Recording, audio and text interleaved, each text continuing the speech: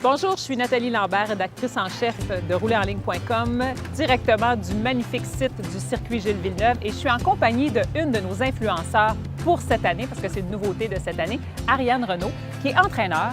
Et Ariane, j'ai envie que tu me parles un peu plus de qu'est-ce que tu fais comme entraîneur dans ton quotidien. Dans le fond, je suis entraîneur depuis presque 5 ans. Je suis aussi étudiante en kinésiologie. Je viens juste d'être diplômée en réadaptation physique. Je suis instructeur de cours de groupe, principalement de CrossFit. Puis, je fais aussi beaucoup d'entraînement privé. Ta philosophie de l'entraînement, c'est quoi? Je pense que bouger, c'est pour tout le monde. C'est vraiment tout le monde qui... C'est très important de bouger. Il faut avoir du plaisir à bouger. C'est sûr que je travaille dans les gyms depuis longtemps, mais quelqu'un qui n'aime pas le gym, ça ne sert absolument à rien de se forcer à chaque jour pour venir au gym. S'il n'aime pas ça, il n'aime pas ça. L'important, c'est de trouver vraiment une activité qui est le fun pour tout le monde, que toi t'aimes principalement, puis que ça ne te dérangera pas de l'inclure facilement dans ton quotidien. Qu'est-ce qui te distingue comme entraîneur?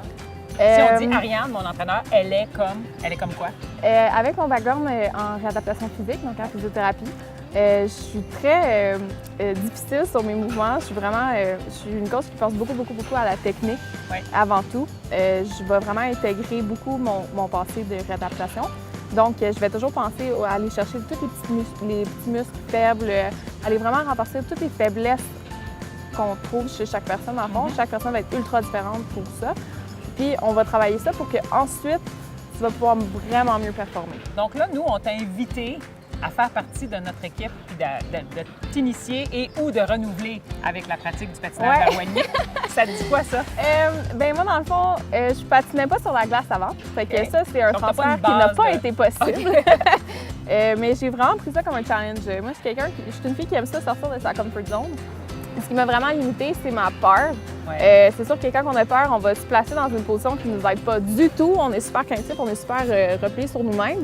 Au lieu d'être vraiment à l'aise, se détendre, ça va tellement mieux patiner quand tu es détendu que quand tu es toute crispée. Donc, c'est sûr que ça prend quand même plusieurs séances avant de devenir de plus en plus à l'aise. Je travaille encore sur ce point.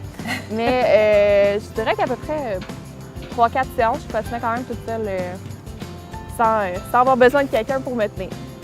Bien, écoute, moi, je suis très contente que tu fasses partie de notre équipe parce que tu représentes les gens qui n'ont pas une base comme moi de patinage sur la glace pendant tellement d'années. On part de loin. Et qui n'ont pas patiné comme la majorité des gens. On a patiné quand on était jeune, après ça, on a mis ça de côté, puis on oublie de le ressortir. Toi, tu l'as ressorti. Je suis très contente de t'avoir dans notre équipe. Et merci.